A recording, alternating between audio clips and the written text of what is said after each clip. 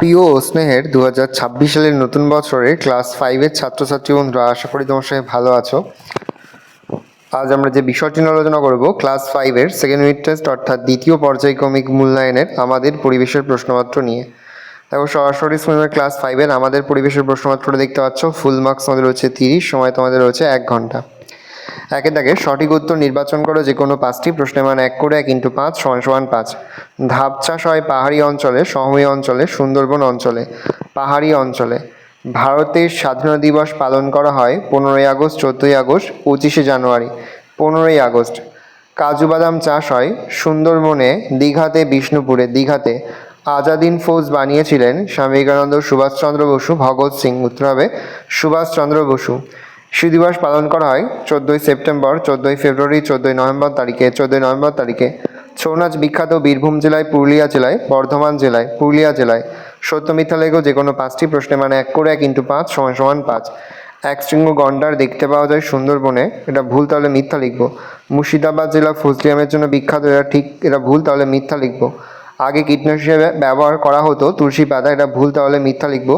গান্ধী বুড়ি নামে পরিচিত মাতঙ্গিনী হাজরা, এটা ঠিক, তাহলে সত্য লিখব। একটি লুপ্তপ্রায় মাছ হলো ইলিশ, এটা ভুল, তাহলে মিথ্যা লিখব। জমিতে বেশি রাসায়নিক সার দিলে জমির উর্বরতা বাড়ে, এটা ভুল, তাহলে মিথ্যা লিখব। শূন্যস্থান পূরণ। কুলিক পাখিরালয় ড্যাশ নদীর ধারে অবস্থিত, কুলিক নদীর তীরে। পশ্চিমবঙ্গের গাঙ্গেয় বদ্বীপ অঞ্চলে প্রায় ড্যাশটি বদ্বীপ আছে, 102টি। ড্যাশ প্লেগ রোগীদের সেবা করেছেন ভগিনী নিবেদিতা। তমলুকের আদি নাম তাম্রলিপ্ত। ড্যাশ ছিলেন স্বাধীন ভারতের প্রথম প্রধানমন্ত্রী জওহরলাল নেহরু। আমাদের সংবিধান রচনা করেন কে? বাবা সাহেব আম্বেদকর, ডক্টর বি.আর. আম্বেদকর। পেঁপের মতো খেতে একটি ফল হলো যেটি পাহাড়ি অঞ্চলে চাষ হয়, স্কোয়াশ। একটি বাক্য যে কোনো 5টি। নিত্যবহ নদী কাকে বলে? যে সমস্ত নদীতে সারা বছর জল থাকে তাকে নিত্যবহ নদী বলে। পশ্চিমবঙ্গের সর্বোচ্চ পর্বতশৃঙ্গের নাম কি? সান্দাকফু। টেরাকোটা শিল্প কোন জেলায় বিখ্যাত? বাঁকুড়া। 2জন বাঙালি বিজ্ঞানীর নাম লেখো। 2জন বাঙালি তাদের শিক্ষক ছিলেন আচার্য জগদীশ চন্দ্র বসু, আচার্য প্রফুল্লচন্দ্র রায়। 2জন মনীষীর নাম লেখো যারা বাল্যবিবাহ ও সতীদাহ প্রথার বিরুদ্ধে লড়াই করেছেন। 2জন সমাজ সংস্কারক ছিলেন রাজা রামমোহন রায় ও ঈশ্বরচন্দ্র বিদ্যাসাগর। ধাপ চাষ কাকে বলে? পাহাড়ি অঞ্চলে সিঁড়ির মতো ধাপে ধাপে জমি তৈরি করে চাষ করা হয়, একেই ধাপ চাষ বলে। আমন ধান কোন সময় চাষ করা হতো? আমন ধান বর্ষাকালে চাষ করা হয়। কয়েকটি লুপ্তপ্রায় মাছের নাম লেখো। ন্যাদোস, করশলা, সরপুঁটি, মোরলা প্রভৃতি হলো লুপ্তপ্রায় মাছ। 5 থেকে 2 থেকে 3টি বাক্য যে কোনো 5টি প্রশ্নের মান 2 করে 2 × 5 = 10। কলকাতা শহরের দর্শনীয় স্থানগুলির নাম লেখো অথবা কলকাতার সম্পর্কে টিকা লেখো। কলকাতা হলো হুগলি নদীর তীরে অবস্থিত রাজ্যের রাজধানী শহর। কলকাতার অন্যতম দর্শনীয় স্থানগুলি হলো Raj Bhavan, Indian museum, Kolkata high court, Birla planetarium, Eden garden, Victoria Memorial, চিড়িয়াখানা, ফোর্ট উইলিয়াম, পাতাল রেল, কলকাতা বন্দর প্রভৃতি। নদীমাতৃক সভ্যতা কাকে বলে? আগের দিনে নদীর ওপর নির্ভর করেই মানুষ বেঁচে থাকত। নদী ছিল তাদের মায়ের মতো, তাই নদী তীরবর্তী অঞ্চলে মানুষের বসবাসের ফলে যে সভ্যতা গড়ে ওঠে সেই নদীমাতৃক সভ্যতা নামে পরিচিত। পরে দেখো সমাজ সংস্কার রামমোহন, বিদ্যাসাগর, ডিরোজির অবদান দেখে নাও। তারপরে দেখো সাধারণতন্ত্র দিবস আমরা পালন করি কেন? সাধারণতন্ত্র মানে হলো সাধারণ মানুষই দেশ চালাবে, এখানে রাজার কোনো অস্তিত্ব থাকে না। আজ যে সাধারণ লোক পরে সেই ভোটে জিতে সরকারের প্রধান হতে পারে। 1950 সালের 26শে জানুয়ারি আমাদের স্বাধীন দেশটা আমরা কেমন চালাবো তারই এমন নিয়ম চালু হয়েছিল। সেই দিনটাকে স্মরণ করে আমরা প্রতি বছর 26শে জানুয়ারি তারিখকে সাধারণতন্ত্র দিবস হিসেবে পালন করি। ডিভিসির পুরো কথাটি কি? কেন ডিভিসি তৈরি করা হয়? ডিভিসির পুরো নাম দামোদর ভ্যালি কর্পোরেশন। দামোদর নদীর বন্যা নিয়ন্ত্রণ করার জন্য ডিভিসি সংস্থাটি গঠন করা হয়েছিল। ঠিক করা হয়েছিল পাহাড় থেকে দামোদর নদ দিয়ে গড়িয়ে আসা বর্ষার জল জমিয়ে রাখা হবে। পশ্চিমবঙ্গের সীমান্তের কাছেই অনেকগুলো জলাধার হবে, সেখানে জল আটকে রাখা হবে, তাতে বন্যা হতে পারবে না। পরে সেই জল অল্প অল্প করে ছাড়া হবে যাতে সেই জল সারা বছর চাষের কাজে লাগে।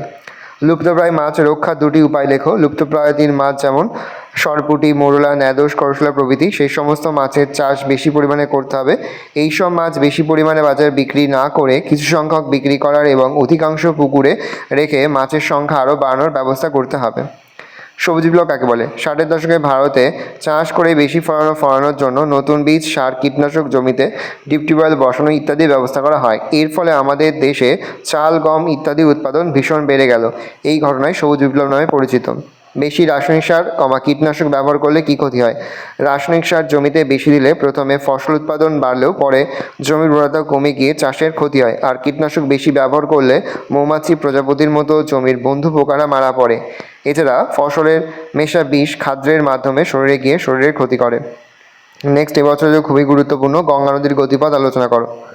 দেখে নাও, উত্তর লিখবে উত্তরাখণ্ড রাজ্যের গঙ্গোত্রী হ্রদের গোমুখ গুহা থেকে গঙ্গা বয়ে চলা শুরু হয়েছে। এরপর উত্তরপ্রদেশ বিহারের মধ্যে দিয়ে বয়ে এসে পশ্চিমবঙ্গের মুর্শিদাবাদ জেলায় ঢুকেছে এবং দুভাগে ভাগ হয়েছে। এই চওড়া অংশটা পদ্মা নাম দিয়ে বাংলাদেশে ঢুকেছে আর অন্য অংশ পশ্চিমবঙ্গের ভেতর দিয়ে বয়ে গেছে। এর নাম ভাগীরথী। হুগলি জেলার হুগলি, ডায়মন্ড হাবড়া, হলদিয়া পেরিয়ে ভাগীরথী বা হুগলি বঙ্গোপসাগরে পড়েছে। ম্যানগ্রোভ জাতীয় উদ্ভিদের বৈশিষ্ট্য: 1. ম্যানগ্রোভ উদ্ভিদের কাণ্ড রসালো প্রকৃতির। 2. এই জাতীয় উদ্ভিদের মূলগুলি খুব দীর্ঘ প্রসারিত। ম্যানগ্রোভ উদ্ভিদ ঠেসমূল শ্বাসমূল দেখা যায়। এই উদ্ভিদগুলো চিরহরিৎ প্রকৃতির। ম্যানগ্রোভ উদ্ভিদের জলজ অঙ্কুরোদ্গম দেখা যায়। ভালো করে দেখে নাও, এই রোজ রোরাল তোমাদের সেকেন্ড ইউনিট টেস্ট অর্থাৎ দ্বিতীয় পর্যায়ে গমিক মূল্যায়নের ক্লাস 5-এর আমাদের পরিবেশের প্রশ্নপত্র। ভালো করে প্রশ্নপত্রটা দেখে নাও। আশা করি ভিডিওটা ভালো লেগেছে। ভিডিওটা ভালো লাগলে ভিডিওকে লাইক করতে ভুলবেন। আমার নতুন হওয়া তাহলে সাবস্ক্রাইব প্রেস করে পাশে বেল আইকন প্রেস করে নতুন কোনো ভিডিও আপলোড করি সবার ফার্স্ট নোটিফিকেশন পেয়ে যাও। আর এই ভিডিওটি তোমার বন্ধু বান্ধবী আত্মীয় স্বজন সবার মধ্যে কিন্তু অনেক শেয়ার করে দিলে বছর ক্লাস 5-এ পড়ছে।